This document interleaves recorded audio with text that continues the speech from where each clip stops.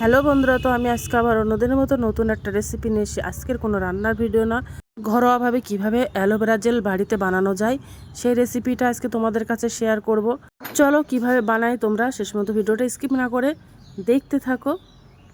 আজকে আমাদের বাড়ির সাইডটা একটু ঘুরে দেখাবো। দেখো, বাড়ির সাইডে একটা ফাঁকা মাঠ, সবুজ গাছপালায় ভরা।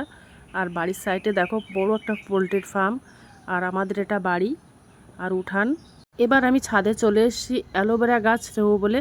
অনেকদিন ছাদে ওঠা হয়নি, তো দেখো অ্যালোভেরা গাছটা বৃষ্টির জল পড়েছে আর কতটা সুন্দর হয়ে গেছে।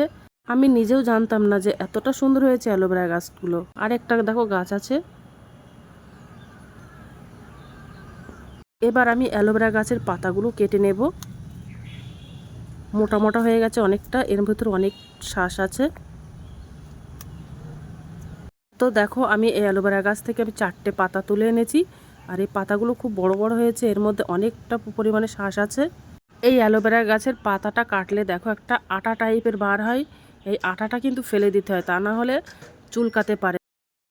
এবার আমি এই অ্যালোভেরার পাতাগুলো ছোট ছোট করে পিস পিস করে কেটে নেব। ছোট ছোট করে কেটে নিয়েছি, এবার সাইড থেকে কেটে নেব। এর থেকে আমি জেলটা বার করে নেব।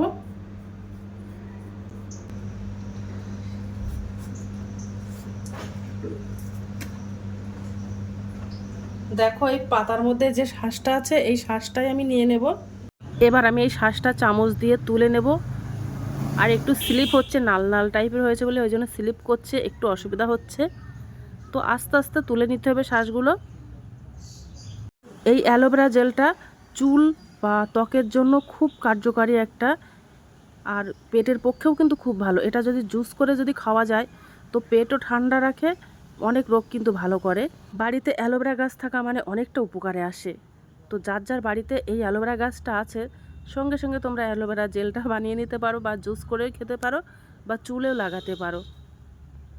এই বাটির আমি 1 বাটি অ্যালোভেরা জেল বার করে নিয়েছি। এবার আমি মিক্সার গ্রাইন্ডারে দিয়ে মিক্সার করে নেব। তো আমি একটা মিক্সার জার নিয়ে নিয়েছি, আর জারটা বেশ ভালো করে মুছে নিয়েছি, যেন 1 ফোঁটা জলের কোনো বিন্দু না থাকে। এই জলের কোনো ফোঁটা থাকলে কিন্তু এই অ্যালোভেরা জেলটা নষ্ট হয়ে যেতে পারে, অনেক দিন তোমরা সংরক্ষণ করে রাখতে পারবে না। তো এবার আমি মিক্সার করে নেব। তো জারের মধ্যে আমি এগুলো ঢেলে দিলাম। তো দেখো আমি ভালো করে মিক্সার করে নিয়েছি, এর মধ্যে আমি 1 ফোঁটাও জল দেইনি।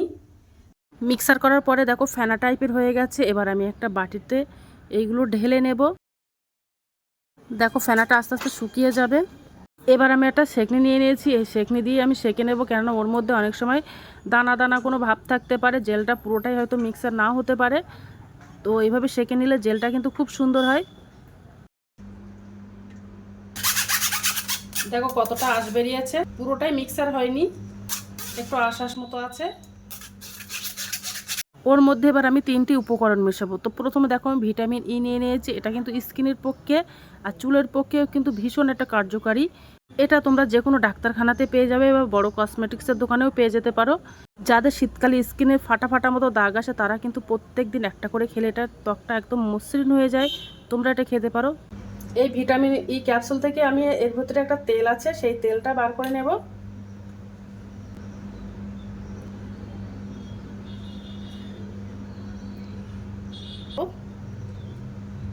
এবার নেব গোলাপ জল। এটা কিন্তু স্কিন টোনার হিসেবে খুব ভালো কাজ করে, আর যাদের রোদে পুড়ে স্কিন নষ্ট হয়ে যায় তাদের কিন্তু পক্ষে খুব ভালো।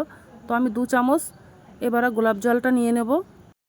আর নেব গ্লিসারিন তেল। এই গ্লিসারিন তেলটা দিলে ত্বকটা কিন্তু খুব মসৃণ করে, আর শীতকালে এটা ব্যবহার করলে বেশি ভালো হয়। কিন্তু এখন গরমে আমি 1/2 চামচের মতো ব্যবহার করব। তো আমি এর থেকে 1/2 চামচ মতো দিয়ে দেব। এর মধ্যে আমি কোনো রকম জল ব্যবহার করিনি, মেশানো হয়ে গেছে। তো দেখো আমি একটা কাচের শিশি নিয়ে নিয়েছি। এই কাচের পাত্রে রাখলে অ্যালোভেরা জেলটা কিন্তু খুব ভালো থাকে, তার জন্য আমি কাচের পাত্র নিয়ে নিয়েছি।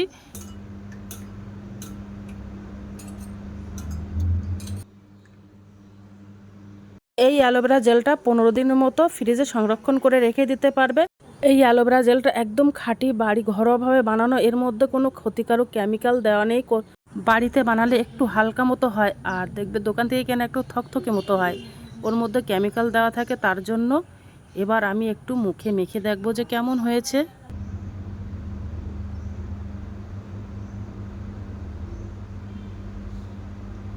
তো আজকের দিনের মতো ভিডিওটা এখানে শেষ করছি। আগামী দিন আবার একটা নতুন ভিডিও নিয়ে চলে আসবো। তো টাটা, বাই বাই।